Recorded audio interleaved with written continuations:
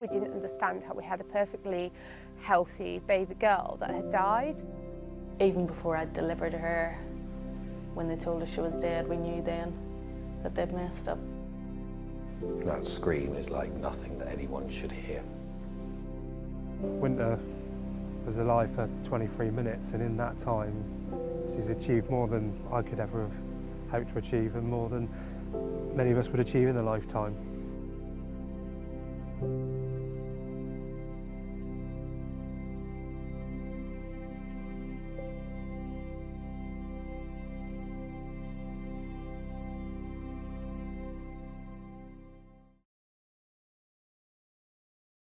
Today, the findings of one of the largest maternity reviews in NHS history are being published.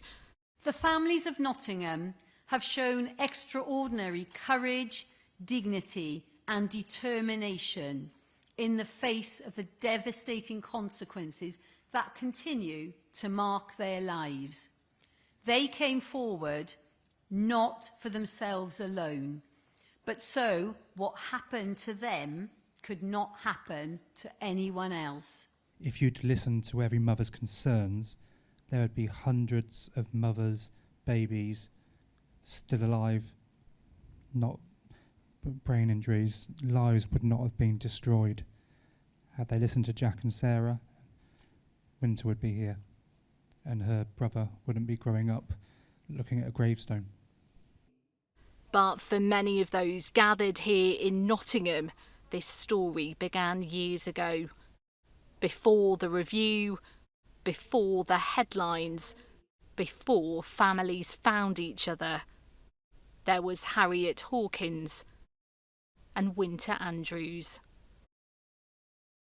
We were super happy. You know, we got married in 2013 and then we were excited to start a family. Yeah, life was good. We had fun, didn't we? Like many expectant parents, Sarah and Jack Hawkins trusted the care they would receive.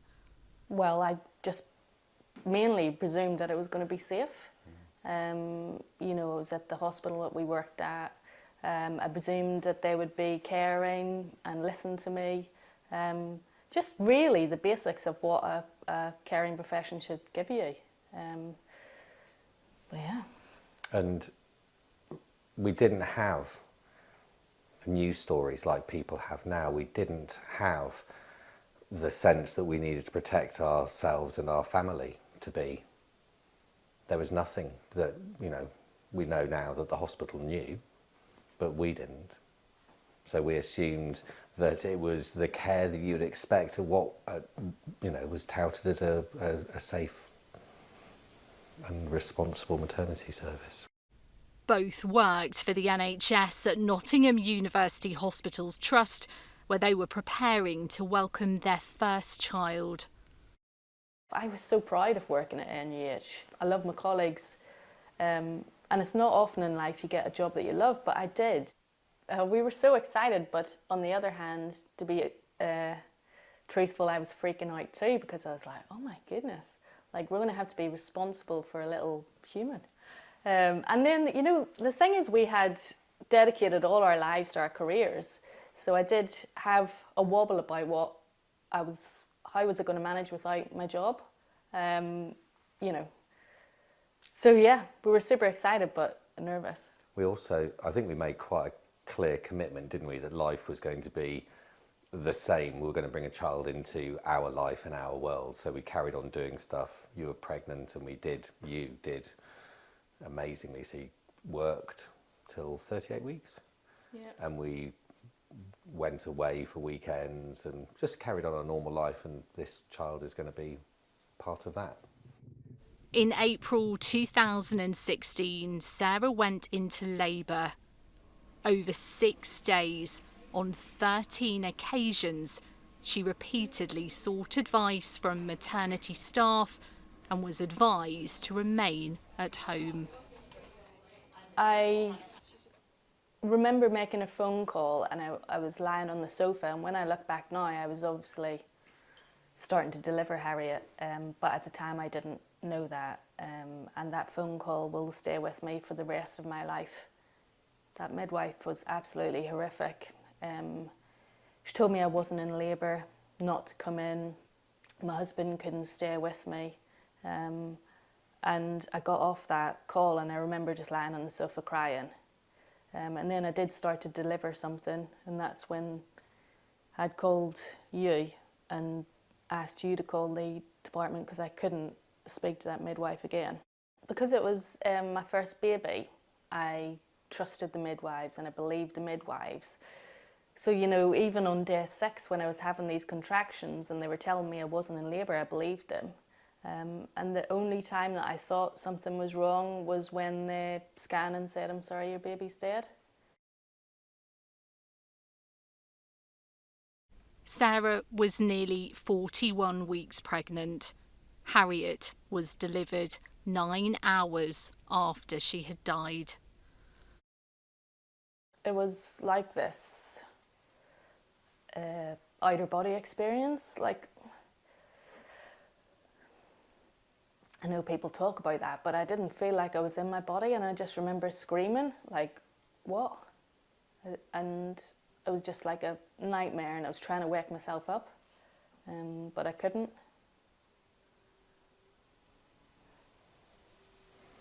That scream is like nothing that anyone should hear. And it just makes me so angry knowing how avoidable Sarah screaming like that was. And Harriet dying, how utterly avoidable.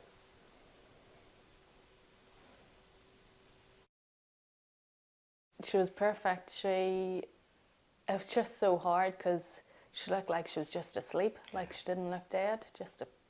And I remember holding her and just wishing, like, I know wishes don't come true, but just thinking, oh God. And she had curly hair, and her toe was crooked, and I was convinced it was because it was under my ribs for the last 2 months of pregnancy. And she was just perfect. She had her birthmark the same place that I have mine, and Lottie's got hers now. Alongside their grief came questions. I think even before I delivered her, as soon as I said, "I'm sorry, your baby's dead," we were like, what? But I've been asking for help for 6 days, and you know, a full-term healthy baby doesn't just die. So even before I delivered her, when they told us she was dead, we knew then that they'd messed up. I guess I wasn't so surprised that the immediate team were trying to cover up, though it's still awful. But when we went above them to their maternity leaders, that they did the same. And when we went above them to the hospital leaders, that they did the same. An internal investigation found no obvious fault, blaming Harriet's death on an infection. The Hawkins did not accept those findings and began their own search for answers. Harriet's body remained in the hospital mortuary for almost 2 years, while further investigations took place. In 2018, an independent review identified multiple failings in her care, and the Trust admitted negligence. Harriet's ashes are in a filing cabinet at home. I'm not sure that we've ever really said hello and goodbye to her. For a long time, Sarah and Jack believed they were alone. We first met them in 2017 as they began trying to understand what had happened to their daughter. When did you realise that this wasn't just your experience, that other families had experienced the same as you?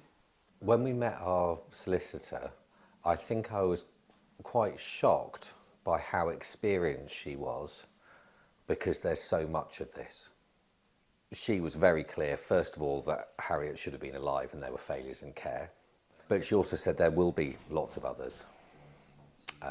And we've asked that question. We made a pretty conscious decision that we would try and find others. 3 years after Harriet's death, another family was preparing to welcome their first child.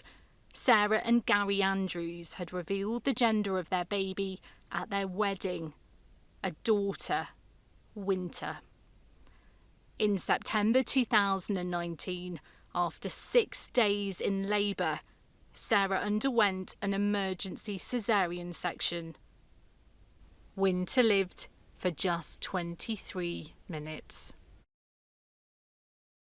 In the weeks after Winter had died, we started to turn to the internet, we started to Google, because we were just searching for answers, because we didn't understand how we got there. We didn't understand how we had a perfectly healthy baby girl that had died. And that's when we found the family of Harriet Hawkins, and reading what they'd been through, like it was like word for word what we'd been through. Like you could change Harriet and Winter's name and it would be the same. For both families, it was a moment of recognition. We'd been on the news. They made contact with somebody who was helping with media, who made contact with us, and we said, yep, share our number. And then I got a text from Gary saying, hi, you don't know me. That was 2019. For the first time, they realised they were not alone. I remember we would sit, me and Sarah, texting each other, like trawling newspaper articles and the comment section, just looking for people that were commenting, sort of saying, oh, I didn't have great care, or similarities in what they'd experienced, and then contacting them. And then from there we created a small group of people who started the campaign for a review into the care in Nottingham. I think it's one of those things that kind of gathers pace the more and more families you find. The Trust did a very good job at making people feel like it was just one of those things. Sometimes these things happen, sometimes babies die, and people believed it, and they were isolated and alone. And I think coming together as a group was actually incredibly powerful. As more families came forward, what many had believed were isolated tragedies began to look very different. Parents who had never met were telling remarkably similar stories. Different years, different circumstances, but the same feeling that they had not been listened to. It's not isolated cases, it's not one-offs, it's not just one of those things. Actually, there's a group of people, there's a shared experience, and that's turned into nearly 2,500 people who have experienced poor maternity care. We had to fight far harder than we should have ever had to fight. From early on, the maternity staff could have joined with us and said we need to do this better. The board of the hospital could have joined with us and said we need to do this better. NHS England board could have done that, and none of them did. And we had to go round them. We eventually managed to get 100 people in our Facebook group, and we wrote a letter and we sent that to Sajid Javid, who was then Secretary of State for Health and Social Care, and he agreed to meet us. And we had 30 minutes set aside. 2 weeks later we got a phone call and burst into tears. He said, you're going to get Donna Ockendon, you're going to get an Ockendon review. What began with 2 bereaved families had become one of the largest maternity campaigns in the country. I feel like one of their main tactics were to make us feel like we had gone crazy, we were the problem.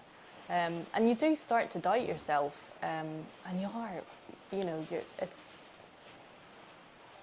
just takes everything away from you. We were so worried that we had escalated to the Secretary of State, whistle-blown for years, and the Ockendon review was going to turn up and they were going to say, actually, they were right all along.